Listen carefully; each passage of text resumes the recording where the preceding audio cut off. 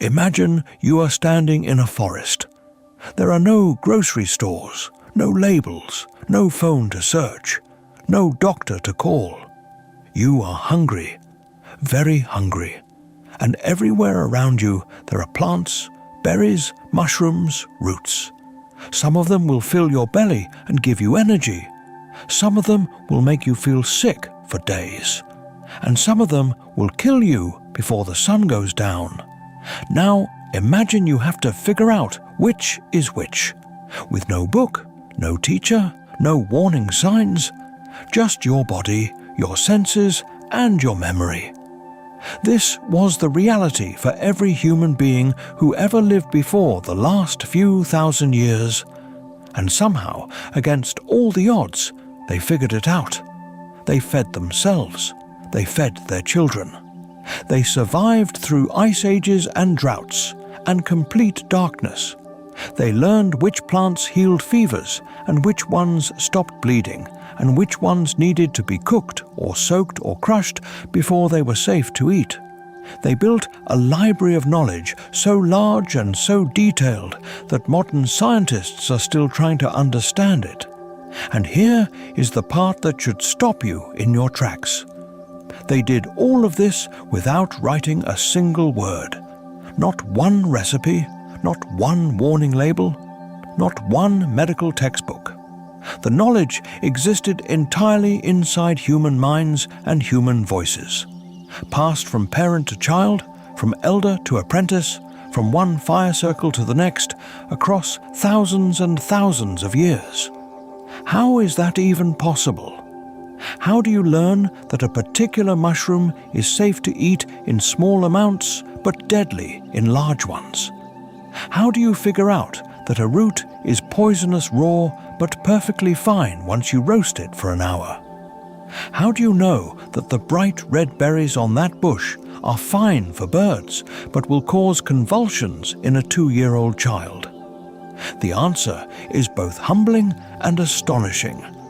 And tonight, we are going to follow that answer all the way back to the very beginning. Back to a world where every meal was an experiment, where curiosity was a survival skill, where the knowledge inside a single grandmother's head was worth more than all the gold in any treasury. This is the story of how humans learned to feed themselves before anyone knew what safe food was. And it is stranger, more clever, and more beautiful than anything you learned in school. If you are using this to fall asleep tonight, that is exactly what this is for. So maybe subscribe and leave a comment telling me where you are listening from and what time it is there. I always read the comments, and it genuinely moves me. Someone in Melbourne at sunrise, someone in Toronto just after midnight, someone in Edinburgh in the rain, all of us drifting together into the same ancient story. Now, let us go back. A long way back. The first meal, somewhere in Africa, about 300,000 years ago, a woman is crouching near a riverbank. She's not thinking about calories or nutrients. She's thinking about whether the children back at camp are hungry. They are. They always are. She pulls a root from the soft mud near the water. She knows this root. She has seen her mother pull roots just like it from ground, just like this. She turns it over in her hands. She smells it. She presses her thumbnail into the flesh and watches what comes out. A pale liquid. No color. No strong smell. Good signs. She will bring it back to the fire.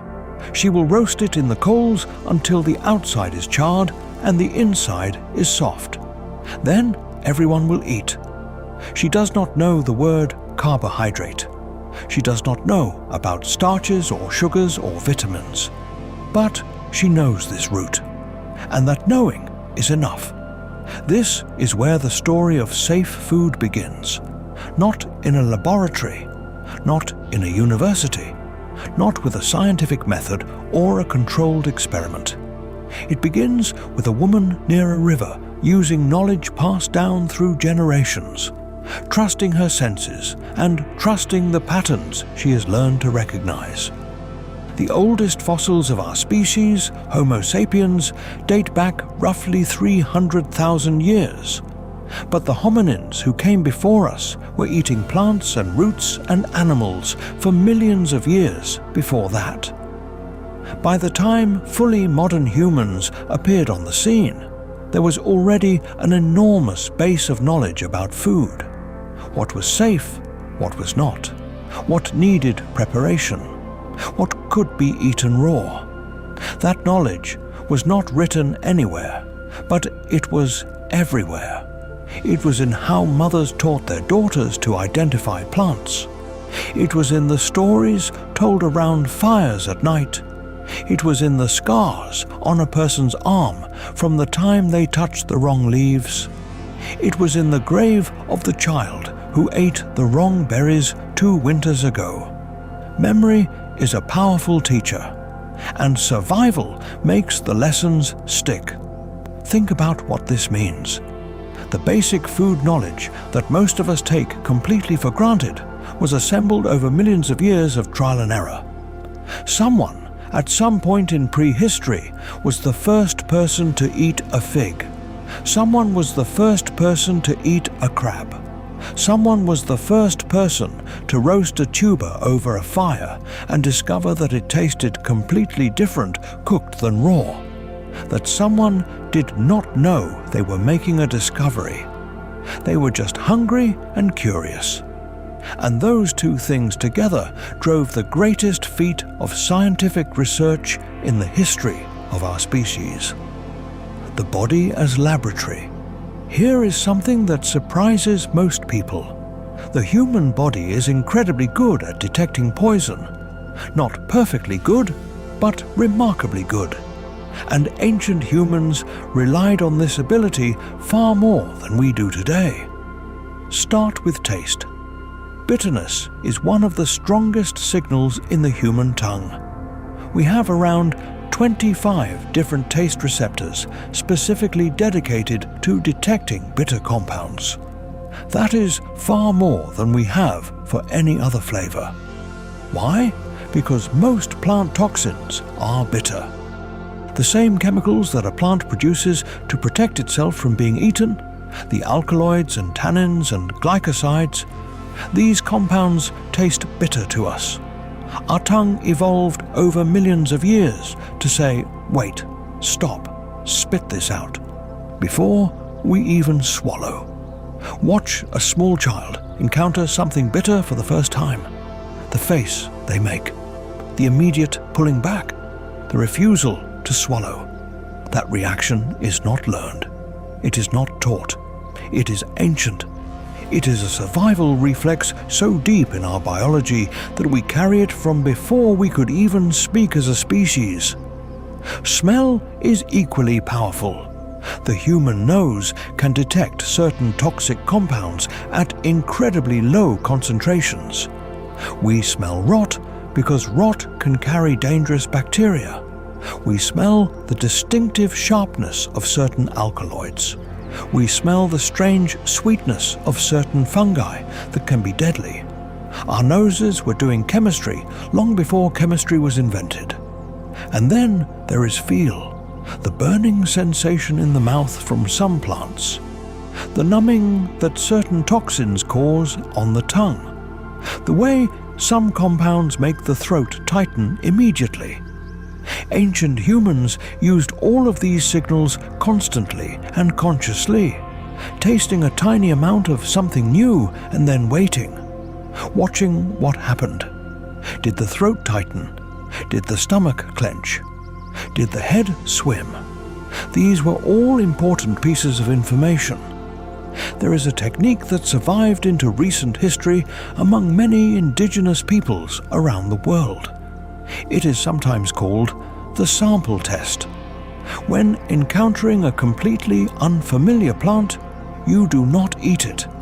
You crush a small piece between your fingers and smell it. Then you rub a tiny amount on the inside of your wrist and wait several minutes to see if the skin reacts. Then you touch the tiniest possible amount to your lips and wait. Then the tip of your tongue. Then you chew the smallest fragment and spit it out, waiting again. Only after all of this, if no reaction has occurred, do you consider swallowing even a tiny amount. And then you wait much longer before eating more. This is not guesswork. This is a systematic protocol, a method, the kind of careful step-by-step investigation that we associate with modern science. Except it was developed without any scientific theory, just accumulated experience, just the wisdom of people who had watched other people get sick and decided to slow down. The remarkable thing is that this body-based approach to food safety is genuinely effective. Modern pharmacologists who have studied traditional plant knowledge in places like the Amazon or Central Africa consistently report that the plants identified by local healers as medicinal really do contain bioactive compounds. The plants identified as toxic really are toxic. The intuitions of ancient peoples, built on generations of careful observation, align with the results of laboratory analysis with surprising accuracy. The body knows things. Our ancestors knew that the body knows things. They trusted that knowledge and built systems around it. The knowledge keepers. In every human society we have ever studied, there are people who know more about plants and food than everyone else. Sometimes they are called healers or medicine people. Sometimes they are simply called grandmothers. But across every culture, in every corner of the world, you find this pattern. Some individuals become the specialists, the people who carry the deepest knowledge, and the whole community depends on them. The Hasda people of Tanzania are one of the last remaining true hunter-gatherer societies on Earth. Researchers who have studied them carefully report that expert gatherers, especially older women, can identify over 300 different plant species by sight and know the precise conditions under which each one is safe to eat. They know which ones are safe in spring but toxic in summer. They know which ones are fine cooked but dangerous raw. They know which ones can be made safe by soaking in water overnight. They know which ones provide healing for stomach pain and which ones can bring down a fever. This is not intuition. This is knowledge. Hard-won knowledge. Knowledge that took years to acquire and generations to accumulate. And this is where the story gets genuinely profound. Because this knowledge, all 300 plant species and all their conditions and exceptions and seasonal variations, this knowledge existed entirely in human memory. Not written down, not recorded. Carried inside the mind of a woman who could not write her own name in the Latin alphabet, but who possessed a pharmacological database more detailed and more precisely calibrated to a specific ecosystem than anything you could find in a university library. How did they do it? How did human minds hold so much precise information without losing it, without forgetting the critical details, without making the mistakes that would kill someone? The answer is stories. Every single piece of critical survival knowledge was embedded in a story. Not because ancient people were simple or could not handle plain facts, but because stories are how human memory actually works best. Our brains are not built like hard drives. They do not store information in neat folders that can be retrieved on demand. They store experiences. They store emotions. They store narratives. When you embed a fact inside a story, the fact becomes part of a living memory. It gains emotional texture and context. It becomes connected to characters and places and dramatic moments that make it unforgettable. So the knowledge that a particular mushroom is safe to eat in small amounts but deadly in large ones does not exist as a dry rule. It exists as a story about a young hunter who was overconfident and ate too many of the brown-ringed mushrooms and spent 3 days vomiting until the elders brought him back. That story travels. It passes from person to person. It gets remembered by children who hear it at the fire, and every time someone picks up one of those mushrooms, the story comes back to them. Small amounts only. Remember what happened to the young hunter. The price of forgetting here is the darker side of this knowledge system. Because what happens when the story is forgotten? What happens when the elder who carries it dies before she can pass it on? What happens when a group is scattered by war or famine and the chain of transmission is broken? The answer is sometimes nothing. Sometimes the knowledge is recovered through experience over generations. But sometimes the answer is tragedy. There are documented cases from the period of European colonization in North America and Australia, where indigenous communities were forcibly removed from their traditional territories, taken to unfamiliar lands, cut off from the specific ecosystems they had spent centuries learning. The results were devastating, not just emotionally and socially, but in very practical food terms. Communities suddenly surrounded by plants they did not know, by animals with behaviors they had not studied, by mushrooms and berries that looked similar to things they had always eaten but were not. The knowledge system that had kept them safe for generations suddenly had no ground to stand on. This is one reason why ethnobotanists, scientists who study the relationship between human cultures and plants, work with such urgency in places where traditional knowledge is still alive. Every elder who carries unrecorded plant knowledge is a library that could be lost, and some of what is in those libraries cannot be found anywhere else. A few years ago, researchers working with traditional healers in Madagascar documented a treatment for a type of fungal infection that had been used successfully for generations. When they analyzed the plant involved, they found a compound that showed real effectiveness against the infection in laboratory conditions. That compound had not been previously identified by science. It existed in the knowledge of an older woman who had learned it from her grandmother. If that chain of transmission had been broken, that potential medicine would have been gone. Lost not because it stopped working. Lost because no one remembered it. This is what we gave up when we decided that indigenous knowledge was not real knowledge. We were not just being arrogant. We were throwing away libraries. The lessons written in fire. Let us go back even further. Back before the era we can study through living peoples and ethnographic research.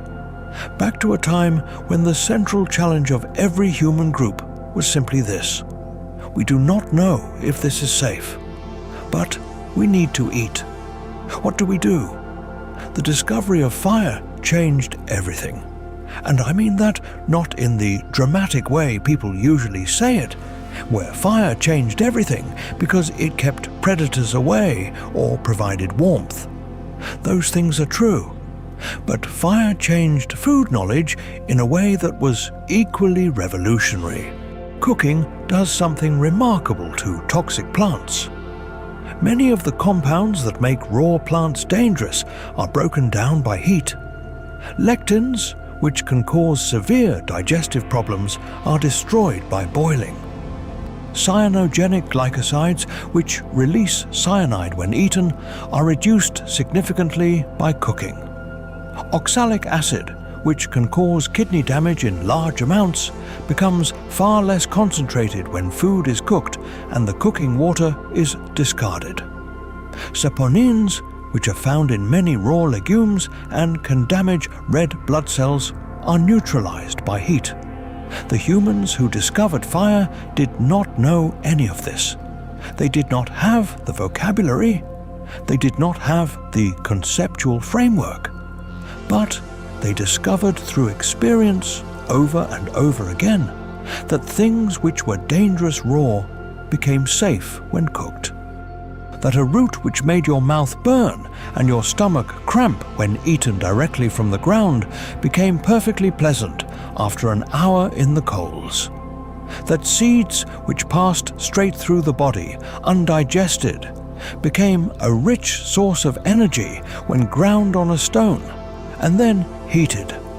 This was a revolution in food safety, and it happened not as a single discovery, but as a million tiny discoveries over hundreds of thousands of years. Small moments of experimentation. Someone tries cooking something they could not eat raw. It works. They tell others. Others try it. The knowledge spreads. The food supply expands. The group survives conditions they could not have survived before. Archaeological evidence suggests that Homo erectus, an ancestor of modern humans, was using fire at least 1 million years ago. Some researchers believe the evidence goes back even further. By the time modern humans appeared around 300,000 years ago, fire-based cooking was already ancient technology. The idea of eating many of the plants in our modern diet in their raw state, without any processing, would have seemed strange to them. Like us, trying to eat dried beans straight from the bag without soaking or cooking them. Possible, technically, but not how things are done. The relationship between fire and food safety is written into our biology too. Human digestive systems are shorter and less powerful than those of other great apes. Our teeth are smaller. Our stomach acid is less concentrated than it used to be. We are, in a very real sense, a species that evolved to eat cooked food. Our bodies have been shaped by cooking over 1 million years, the same way a river is shaped by the water that flows through it. The two have changed each other. The art of fermentation. Long before anyone understood bacteria or yeast or the chemistry of fermentation, humans had discovered that letting food transform in certain ways made it safer, more nutritious, and longer lasting. This is another one of those discoveries that seems impossible until you think about how it might actually have happened. Somewhere, many tens of thousands of years ago, a group leaves some fruit or grain or liquid in a container or a hollow rock. They come back days later. The food has changed. It smells different. It tastes different. Something has happened to it. And perhaps, instead of throwing it away, someone brave or desperate, or simply curious enough, tastes it. What they find, depending on the specific fermentation, is something wonderful. A drink that warms you from the inside. A food that has become more digestible. A flavor that is rich and complex in ways the original ingredient was not. Or alternatively, something that makes everyone violently ill and teaches the group what not to do next time. The ones who survived the experiments passed on what they had learned. The earliest evidence for intentional fermentation is genuinely ancient. Traces of fermented beverages have been found in pottery from China, dating back almost 9,000 years. Evidence for fermented drinks in the Middle East goes back almost as far. But fermentation of foods, rather than drinks, is almost certainly even older, because it doesn't require pottery. Fruit fermenting naturally on the ground. Meat fermenting in a cool cave. fish fermenting in shallow pools. These processes happen without any human intervention at all. Our ancestors would have encountered naturally fermented foods long before they figured out how to make fermentation happen intentionally. What fermentation does to food safety is remarkable. The acidic environment created by fermentation kills many dangerous bacteria. The process breaks down certain toxins. It reduces levels of compounds like phytic acid that block the absorption of important minerals. Cassava, a root that is actually quite toxic in its raw state due to cyanogenic compounds, becomes safe after the traditional fermentation process used by communities across Africa and South America. The processing methods are precise and culturally specific and have been refined over generations. Skip a step and you risk poisoning your family. Follow the method exactly and you have a stable, nutritious food source that has fed millions of people. Imagine figuring that out without chemistry, without understanding what cyanide is or why it is dangerous. Through nothing but observation and accumulated experience and the terrible lessons learned when the process went wrong. The people who developed those techniques were scientists. They did not call themselves scientists. They had no such word. But they were doing exactly what scientists do.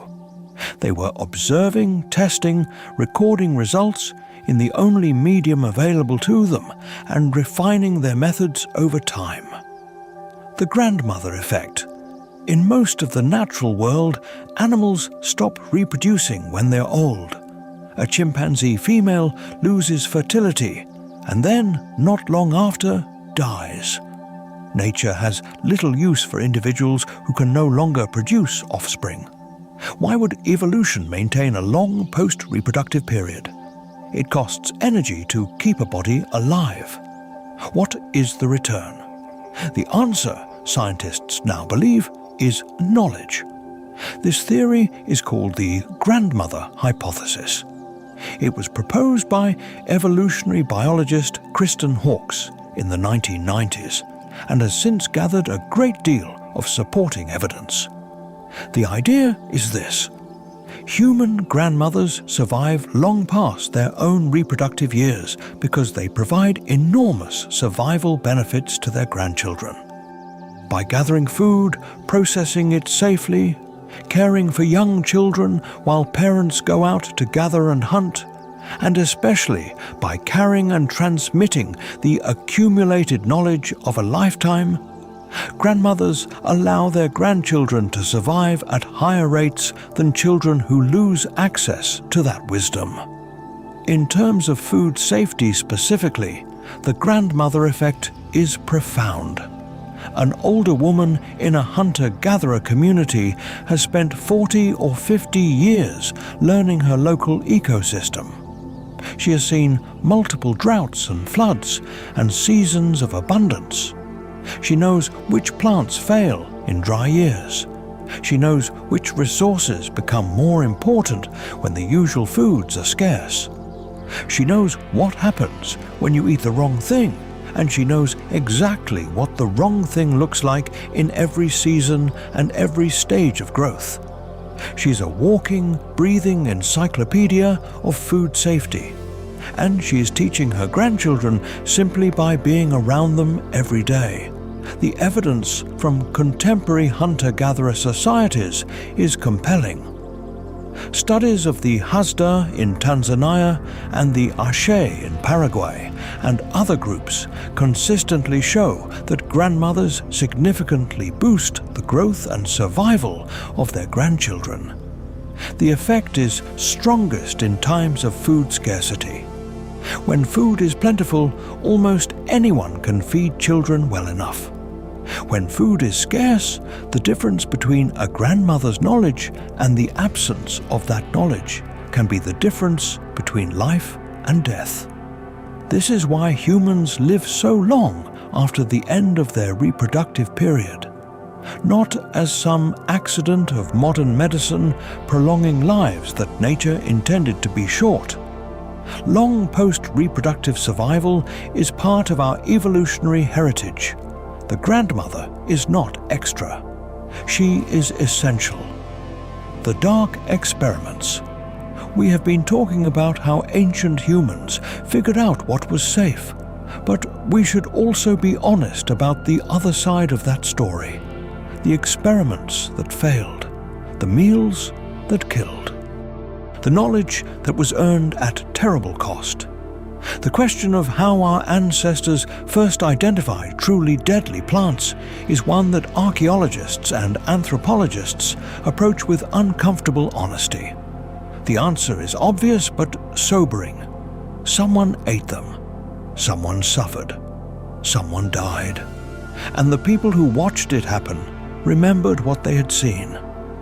Death is a powerful teacher.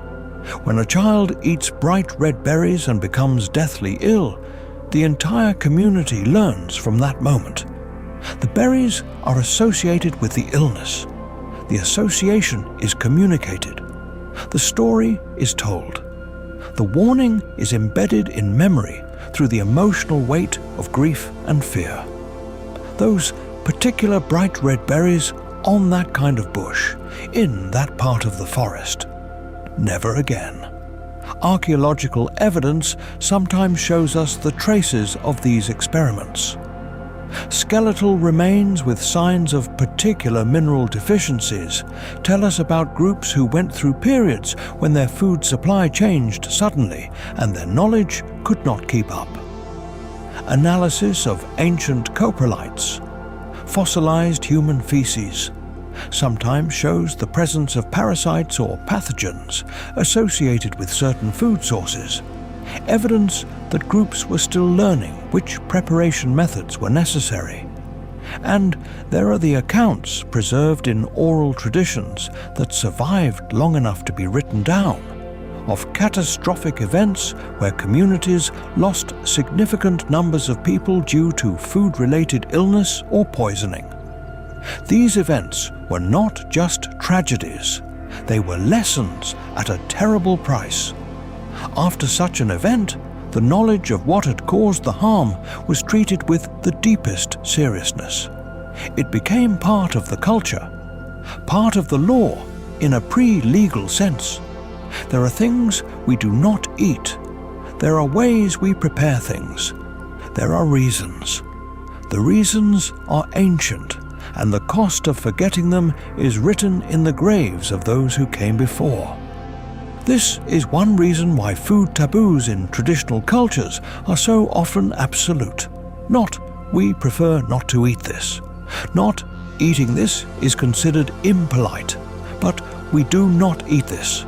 No exceptions. No experimentation. No youthful curiosity allowed to override the rule. The absoluteness of the taboo is not irrationality, it is memory. The taboo exists because somewhere in the past, the softness of the rule cost lives. The invisible teachers. Some of the most important food knowledge our ancestors developed came not from direct experience, but from watching other animals. This is a strategy so clever and so effective that it deserves far more attention than it usually gets. Imagine encountering a plant you have never seen before. You do not know if it is safe. You could apply the slow testing protocol we described earlier. Or you could look around and see if any animals are eating it. If a deer is eating the berries from that bush, that is relevant information. If the birds are all avoiding the mushroom that appeared after the rain, that too is relevant information. This interspecies learning is genuinely powerful, though it has important limits. Some plants that are perfectly safe for birds are toxic to humans. Cherries, for instance, whose pits contain cyanogenic compounds that are fine in the concentrations birds encounter, but can be problematic in the amounts a human might consume. Some things that other mammals eat safely, we cannot, because our metabolisms are different. But as a rough first filter, watching what other animals eat and avoid provides enormously useful information. There is evidence that this kind of observational learning was widespread among our ancestors. Many indigenous knowledge systems around the world include specific references to watching animal behavior as a guide to food safety. If the monkeys eat it, it may be safe for us. If no animals touch it, be very careful. These are not rules. They are starting points. But starting points are valuable when you are standing in an unfamiliar forest, hungry, with no other information to go on.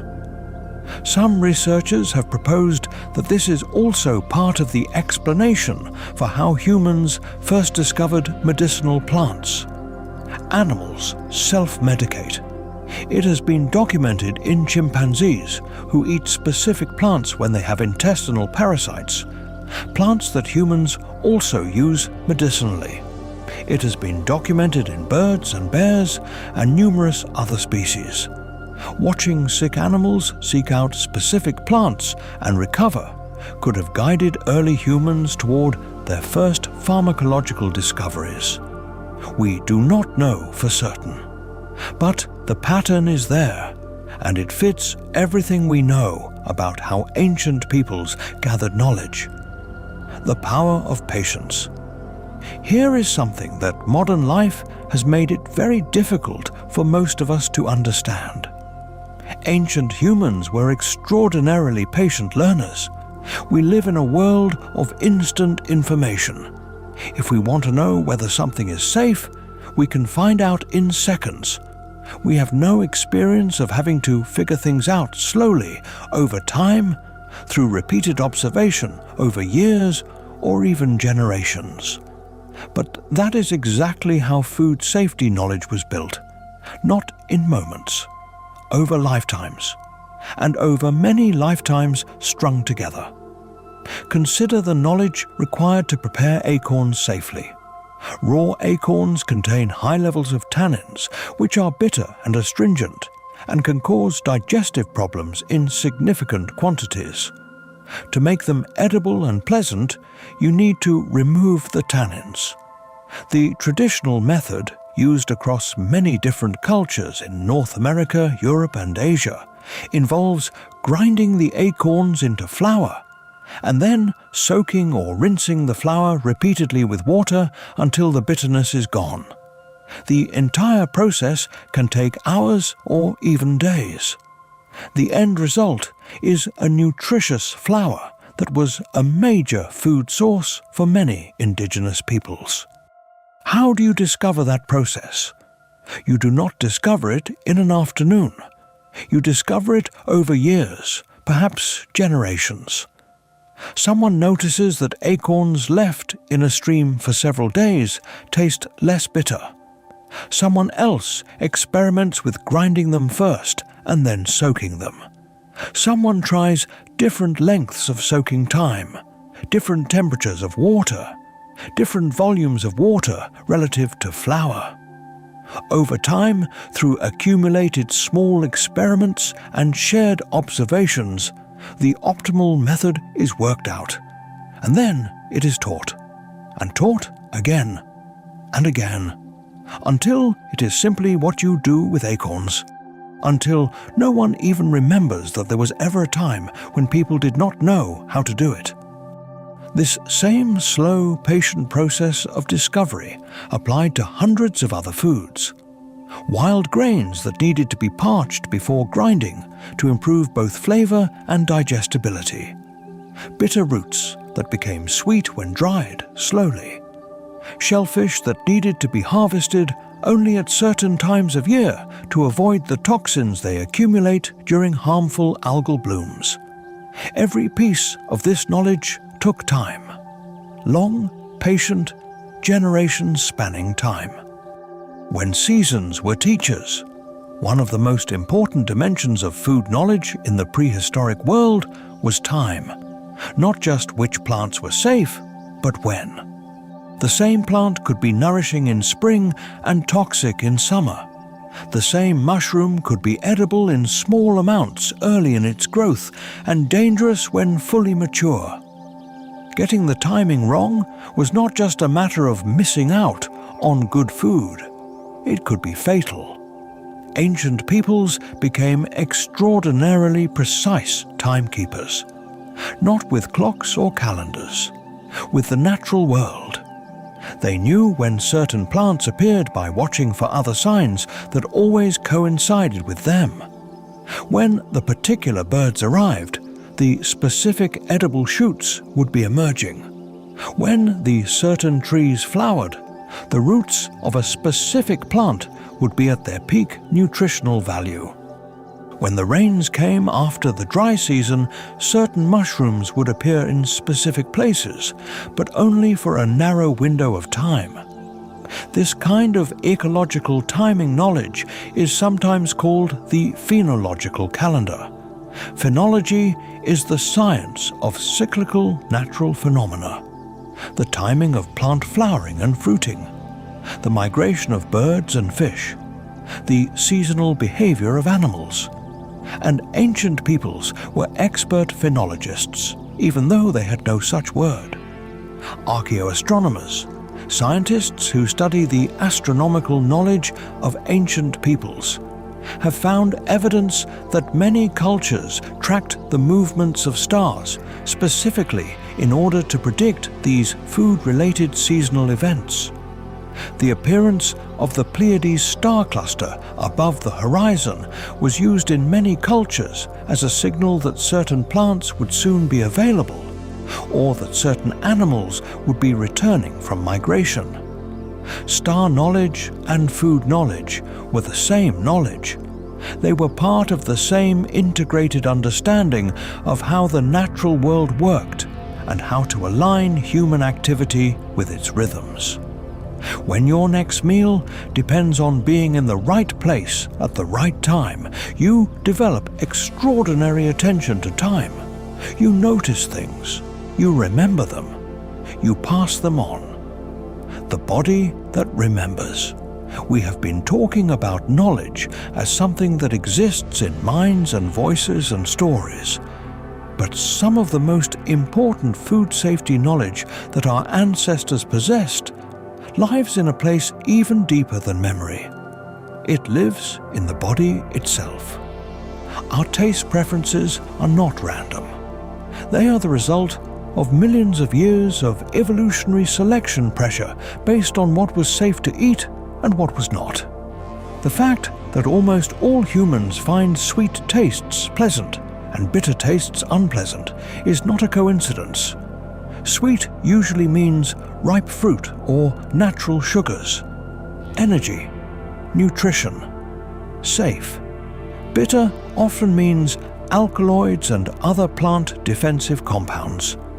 Caution, possible danger. Our preferences were calibrated by evolution to push us toward safe foods and away from dangerous ones. The preference for fatty foods reflects the extreme value of fat as a concentrated energy source in environments where food was scarce. The fondness for salt reflects the relative scarcity of dietary sodium in many environments and the genuine physiological need for it. Even the preference for umami, the savory taste associated with proteins and fermentation, reflects the value of protein and beneficial fermentation in ancestral diets. These preferences are not perfectly calibrated to modern conditions. We evolved in environments of scarcity, and our bodies learned to seek concentrated energy wherever they could find it. Now, those same preferences drive overconsumption of sugar and fat in a world where they are available in quantities our ancestors never encountered. But the preferences themselves are ancient wisdom. They are the body's memory of what kept our ancestors alive. There is also a phenomenon sometimes called conditioned food aversion. If you eat something and become sick shortly afterward, you will often develop a strong aversion to that food that can last for years or even a lifetime. This is a form of learning that bypasses conscious thought entirely. Your body makes the connection before your mind does, and it makes it powerfully. One experience is often enough to create an aversion that is almost impossible to override through logic or persuasion. This too is food safety knowledge, not stored in words or stories, stored in the deep gut-level reactions of a body that remembers what harmed it. Ancient peoples who experienced conditioned food aversions were not being irrational when they refused to eat the thing that had made them sick, even if they could not explain why.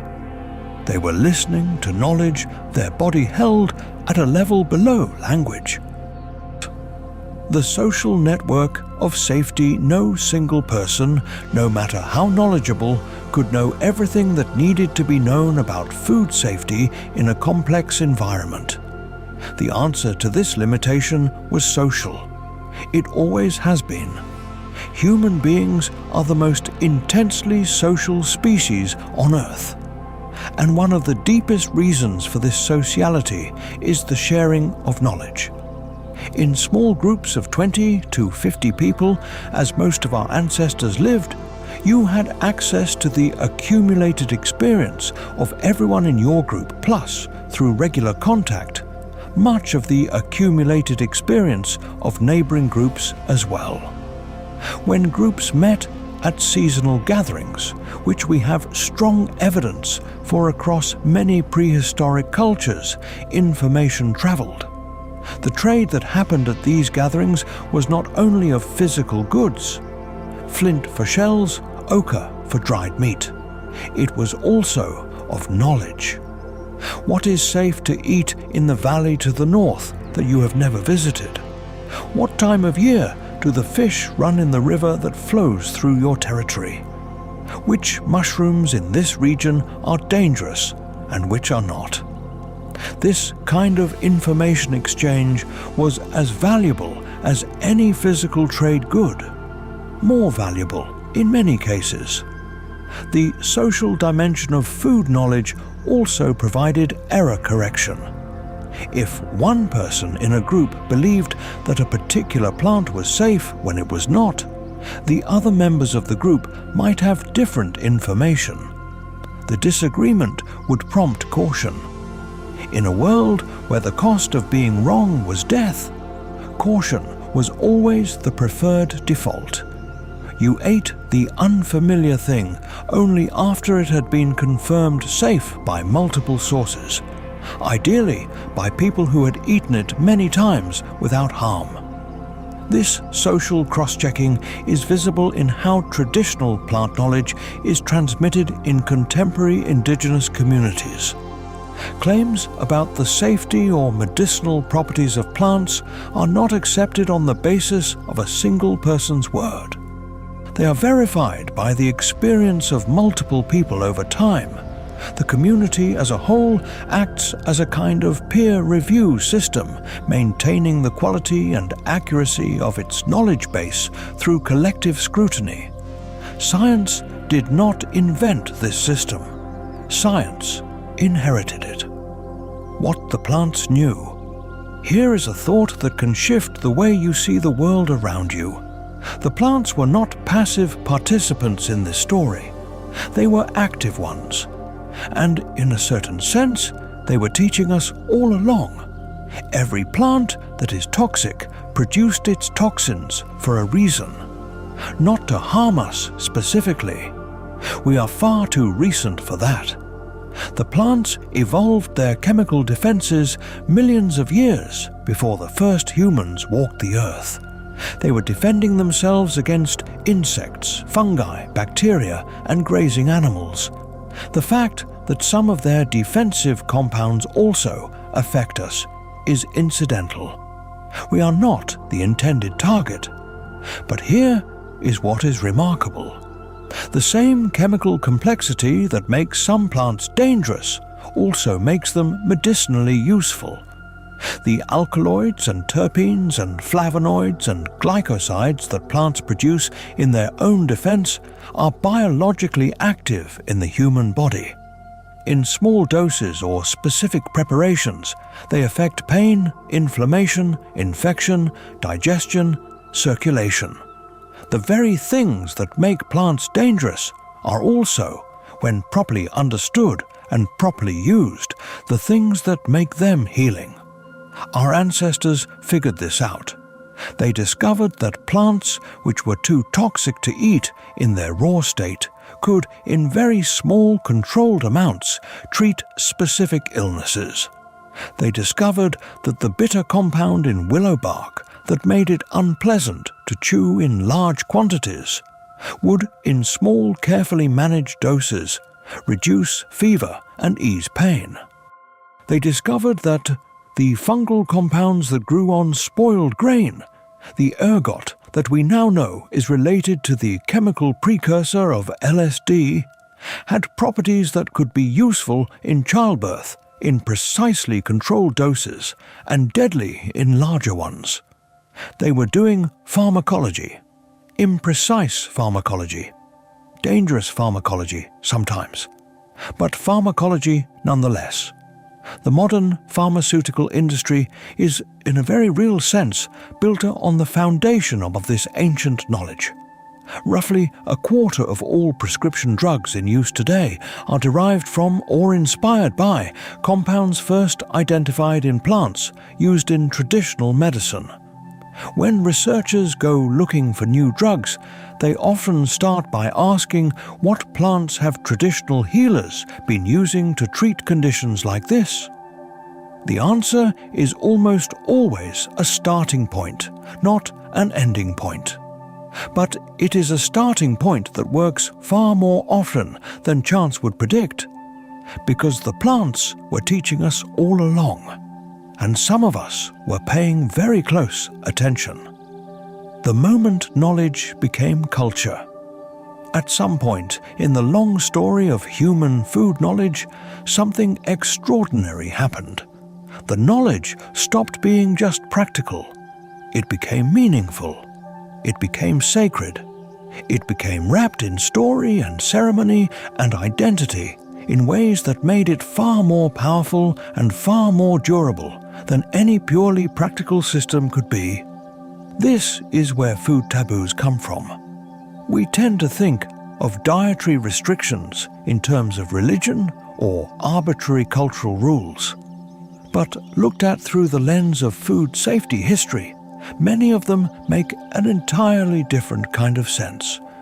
The prohibition on eating certain foods at certain times, the rules about how animals must be killed and prepared before eating, the requirements for soaking or cooking or fermenting that have become part of cultural identity, the rituals around the first harvest of new season fruits, the ceremonies that accompany the preparation of particularly important or particularly dangerous foods.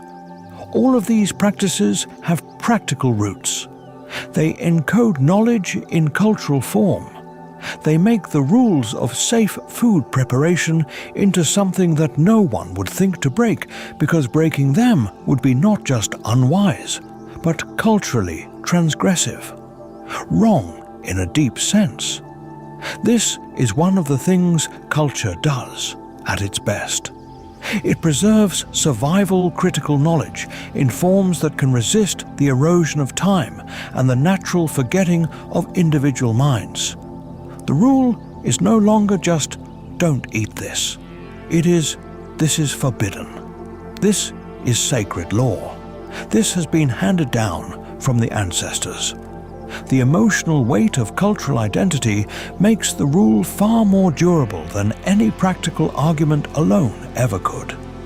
In a world where forgetting the rule could mean poisoning your children, making the rule feel absolute and sacred was not superstition.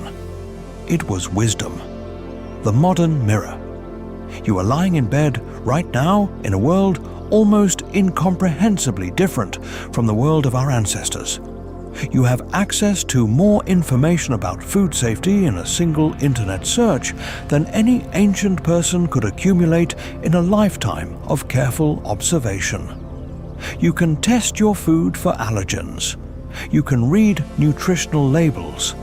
You can look up the symptoms of any foodborne illness on your phone in 30 seconds. And yet, something in how they lived and how they knew is still alive in you. Think about a food you loved as a child that now repels you. Or a food that makes you feel sick even though you know intellectually it is harmless. That is your conditioned aversion system working exactly as it evolved to work. Perfectly ancient, perfectly human. Think about the way you can smell when something has gone off before you even consciously register what the smell is. The way your face wrinkles before your mind has even formed the thought, "This is bad."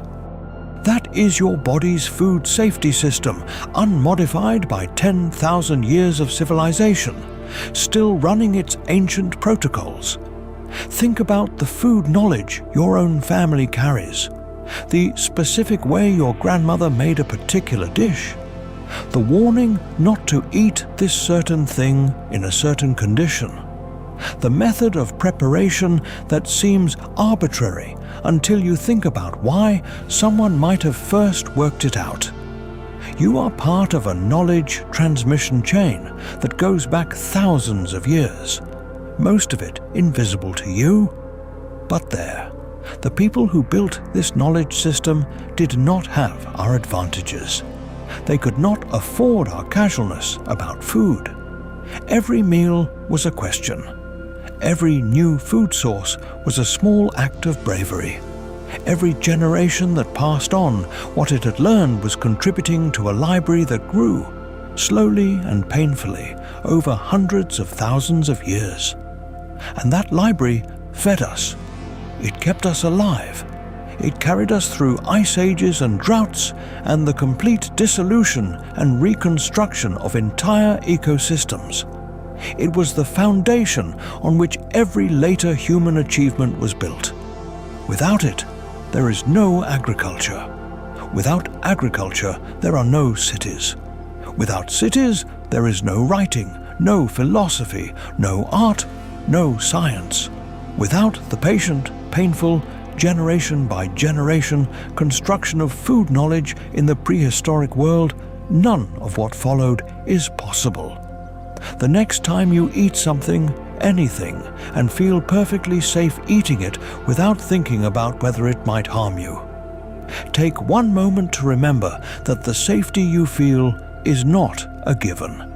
It is a gift, given to you by an uncountable number of people who came before you, people who paid attention, people who were careful, people who suffered and learned and shared what they had learned. People whose names are long gone, but whose knowledge is in you every time you eat. The fire is low. The forest is quiet now. The stars are the same ones that watched over every human who ever searched for food in the dark and wondered if tomorrow would bring enough. Think about that woman near the river at the beginning of our story, turning the root in her hands, smelling it, pressing her thumbnail into its flesh, bringing it back to the fire for her children. She did not know the word safe. She did not have a concept that maps exactly onto what we mean when we use that word. But she had something just as real. She had knowledge built from experience and memory and teaching and loss and careful attention to the world around her. She had the accumulated wisdom of her grandmothers and her grandmothers' grandmothers, stretching back into a time so deep we cannot see it. She carried it forward. She fed her children. Her children fed their children. The chain continued. And here you are at the end of that chain, warm, rested, fed. The ancient work is done for today. The experiments are over. The knowledge has been passed on in ways you understand and in ways you never think about. Your body knows things. Your culture carries things. Your preferences and aversions and instincts are letters written by people who are long gone and delivered to you without an address, without a signature, without even a language you can read directly. But the message is clear enough. We figured it out. We passed it on. We kept you safe. Now sleep. If this story kept you company tonight, a quiet thank you lives in the subscribe button if you feel moved to press it. And if you are still awake enough to leave a comment, I would love to know where in the world you are tonight. What is outside your window, whether it is early or late or somewhere in between. Tomorrow there will be other stories, other journeys back into the long human past where ordinary people did extraordinary things simply by paying attention and caring for each other. But tonight the fire is low. The questions can wait. The same darkness that surrounded every human campfire that has ever burned is around you now too. The same stars are up there somewhere above the roof and the clouds and the light of your city. The same quiet that followed every ancient meal, every hard-won day, every moment of rest earned by the work of survival. Let your breathing slow. Let your thoughts drift. The knowledge is safe inside you. The chain held. You are here. Rest now. You are part of the longest story ever told.